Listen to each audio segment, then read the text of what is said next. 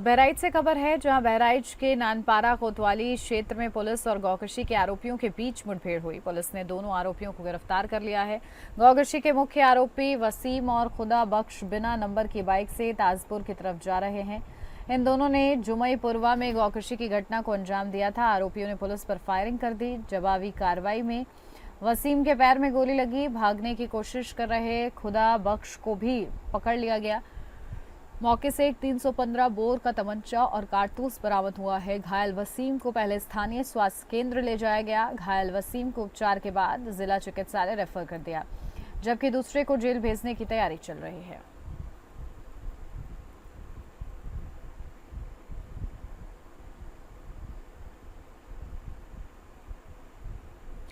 लखनऊ से अब खबर है, राजधानी लखनऊ में एक बार फिर रईस यादव की बेलगाम रफ्तार का खतरनाक असर देखने को मिला है।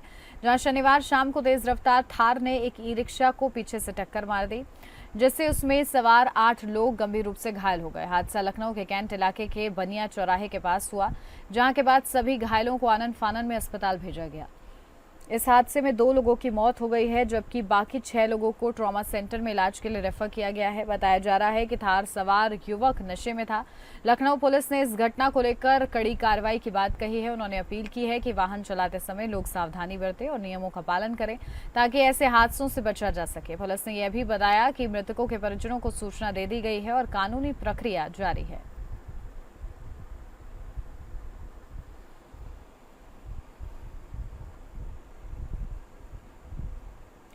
हमीरपुर से अब खबर, जहां जिले में विद्युत विभाग के संविदा कर्मियों का वेतन न मिलने से विद्युत कर्मी आक्रोशित नजर आ रहे हैं। विभाग के संविदा कर्मियों ने पिछले माह का वेतन न मिलने से परेशान होकर कलेक्ट्रेट में प्रदर्शन करते हुए कर्मचारियों का वेतन दिलाए जाने की मांग की। कर्मियों ने चेतावनी दी है कि यदि 2 दिन में उन्हें वेतन नहीं मिला तो वे धरना प्रदर्शन करने को मजबूर हो जाएंगे। जल्द से जल्द वेतन निर्गत नहीं हुआ तो संगठन द्वारा धरना प्रदर्शन व कार्य बहिष्कार किया जाएगा। विद्युत संविदा कर्मियों ने मांग रखी है कि 2 दिन के अंदर उनका वेतन दिया जाए। वेतन नहीं दिए जाने की स्थिति में कर बहिष्कार कर धरना प्रदर्शन सभी संविदा विद्युत कर्मी जिले में एक साथ करते हुए नजर आएंगे, इसकी चेतावनी दी गई है।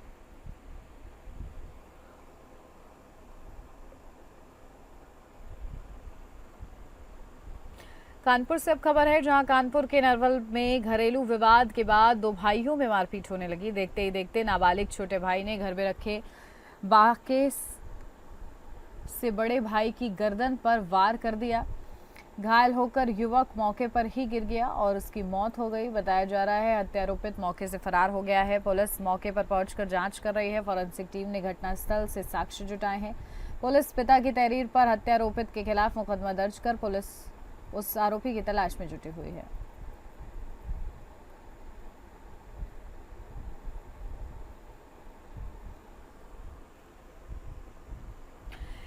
दैविक स्थल और स्मृति स्थल बचाने के लिए सैनी गांव के किसानों को ग्रेटर नोएडा प्राधिकरण से लड़ाई देखने को मिली है। किसानों का आरोप है कि प्राधिकरण उनके दैविक स्थलों पर किसी और व्यक्ति को कब्जा दिलाना चाहती है। 2006 में हमारी जमीन को प्राधिकरण द्वारा अधिग्रहण किया गया था। उसी दौरान वादा किया था कि हमें कुछ जमीन लीज बैक मिल जाएगी, जिससे हम अपने स्थलों को बचा सकेंगे। 15 साल बीत चुके हैं, प्राधिकरण अपने किए गए वादों को निभा नहीं रही है। हमारी सिर्फ यही मांग है कि हमें हमारा प्लॉट मेरे पूर्वजों स्थलों के समीप मिल जाए।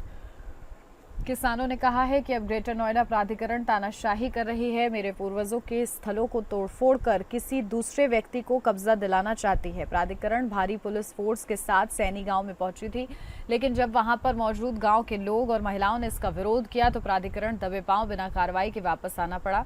कई बार अधिकारियों से बातचीत भी हुई है, लेकिन सुनवाई नहीं हो रही है। किसानों का कहना है कि हम अपने पूर्वज स्थलों पर किसी और का घर नहीं बनने देंगे। पूर्वज मेरे हैं, मुझे ही उसके समीप घर मिलना चाहिए, लेकिन प्राधिकरण धोखाधड़ी कर रही है। पीड़ित किसान ने सीएम योगी से न्याय की गुहार लगाई है। हमारी जमीन लगभग जो कि 60 से 70 बीघे उसका अधिग्रहण किया और जिस समय अधिग्रहण किया उस समय जो अधिकारी थे उन्होंने हमसे वादा किए कि आप मुआवजा उठा लो और इसके बदले में आप 5 भाई उनसे वादा किया कि आपको 5 बीघे जमीन आपकी बैकलीज कर दी जाएगी। हमें स्थिति है कि प्राधिकरण के साथ हम पिछले लगभग 10 से 12 साल, क्या लगभग 16 साल हो गए लगे कि हमारे जो ये समाधि हैं, दैविक स्थल हैं, जो कि हमारे कई पूर्वज हैं, कई पीढ़ियों से इनकी हम पूजा करते आ रहे हैं, इनको तोड़ने की धमकी दी जा रही है। इनको बार बार प्राधिकरण के द्वारा और प्रशासन पुलिस बल के साथ हमारे ऊपर प्रेशर बनाया जा रहा है। सभी संबंधित अधिकारियों से हम इस विषय में मिले हैं। संबंधित अधिकारी हमसे सिर्फ वादा करते हैं कि हम ये छोड़ देंगे, वो छोड़ देंगे, लेकिन आज तक किसी भी संबंधित अधिकारी ने इस पर कोई कार्रवाई नहीं की और ना ही कोई इस पर निर्णय लिया। सिर्फ और सिर्फ वर्बली बता देते हैं। खबर प्रतापगढ़ से है, जहां रहस्यमयी ड्रोन के बाद संदिग्ध चोर गांव में घुस गया।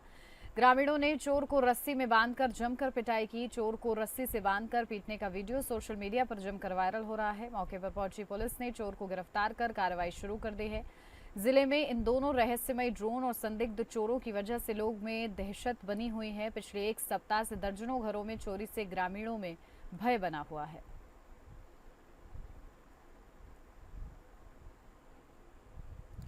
सीतापुर से अब खबर है, जहां आदमखोर बाघिन को वन विभाग की टीम ने ट्रैंकुलाइज करके पकड़ लिया है। जहां बाघिन अब तक कई जानवरों और लोगों पर हमला कर चुकी है। वन विभाग की 50 लोगों की टीम इस बाघिन की 1 महीने से तलाश कर रही थी। बाघिन को पकड़ने के लिए टीम 22 अगस्त से पिंजरा लगाया गया था, लेकिन बाघिन आती और पिंजरे में बंधे जानवर का आसानी से शिकार करके चली जाती। बाघिन अब तक 5 जानवरों को अपना शिकार बना चुकी है। बाघिन को पकड़ने के लिए पीलीभीत, करतनिया घाट और दुधवा नेशनल पार्क से एक्सपर्ट बुलाए गए थे। शनिवार को एक्सपर्ट ने एक पिंजरा लगाकर एक और जानवर को बांधा। आसपास में कई ट्रैकिंग कैमरे लगाए गए। रात में बाघिन हमला करके जानवर को अपने साथ ले गई। इसके बाद टीम ने थर्मल ट्रैकिंग डिवाइस की मदद से बाघिन को ट्रैक किया। टीम ने रात में चारों तरफ से घेर कर ट्रैंकुलाइज कर दिया और पिंजरे में कैद कर दिया। डीएफओ नवीन खंडेलवाल ने कहा, हमें कई दिनों से मोहौली इलाके में एक बाघिन होने की सूचना मिल रही थी। वहां एक घटना भी हुई थी, जिसके बाद हमने उसे ट्रैक कर रेस्क्यू किया। इसके लिए कैमरा ट्रैप और पिंजरे लगाए गए थे। डीएफओ नवीन खंडेलवाल ने बताया कि बाघिन को सुरक्षित ट्रैंकुलाइज करके के बाद डॉक्टरों की निगरानी में इल्सिया पार्क स्थित वन विभाग कार्यालय में रखा गया है।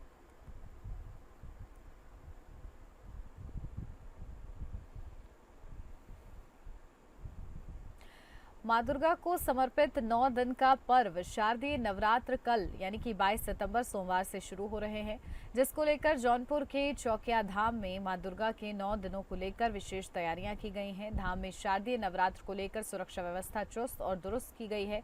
डीएम और पुलिस अधीक्षक चौकिया धाम में जाकर व्यवस्थाओं को लेकर निरीक्षण कर जायजा लिया है। शीतला धाम में हजारों की संख्या में श्रद्धालुओं की भीड़ उमड़ी है। नवरात्र से पहले जौनपुर के प्रसिद्ध मंदिर शीतला धाम एपीएन न्यूज की टीम वहां पर पहुंची। जौनपुर जिले के मां दुर्गा के पंडालों और नोडल अधिकारी वहां पर तैनात रहेंगे। हर जगह पुलिस, महिला पुलिस, स्पेशल फोर्स की तैनाती रहेगी।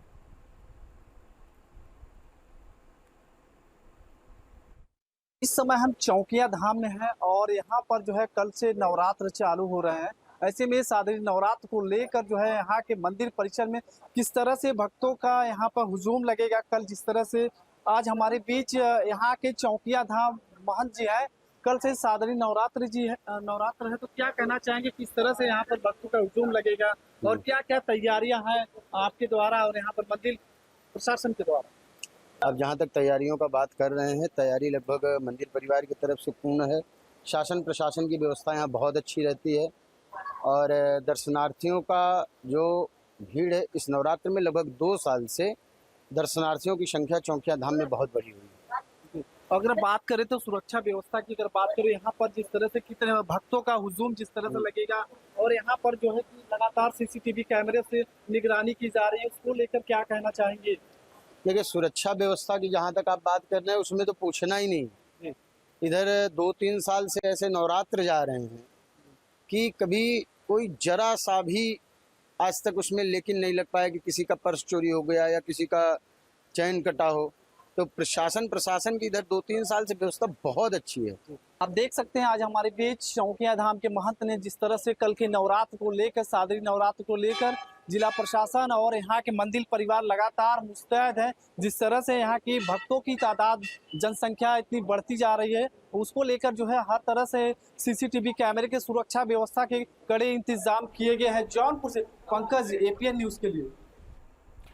ग्रेटर नोएडा के सेक्टर पाई में भव्य रामलीला का आयोजन किया जा रहा है। यहाँ क्या है रामलीला मंचन की तैयारी और कैसी है व्यवस्था, इसका जायजा लिया है हमारे संवाददाता। यहाँ पर तैयारियां है वो रामलीला मंच को लेकर चल रही है, जिसमें ये जो मुख्य द्वार है यहीं से एंट्री देखने को मिली। आइए हम आपको अंदर लेके चलते हैं। तो ये गेट रहा और यहाँ से आप देख सकते हैं किस तरीके से भारी संख्या में लोग हैं वो यहाँ पर आ सकते हैं। तो एक कहीं ना कहीं हर चीज आपको यहाँ पर देखने को मिलेगी। ग्रेटर नोएडा का सबसे बड़ा अगर कह सकते हैं कि कोई ग्राउंड है ना, रामलीला ग्राउंड, तो यही ग्राउंड है जहां पर हजारों ने सैकड़ों की संख्या में लोग आ सकते हैं। यहाँ की बात की जाए तो यहाँ पर पार्किंग की व्यवस्था अच्छी है। तो अगर कोई भी व्यक्ति रामलीला का देखने का शौकीन है दोस्तों, तो इस ग्राउंड में आप आ जाएं। ग्रेटर नोएडा का जो 40 सेक्टर है वहां पर बाखूबी से तैयारियां हैं।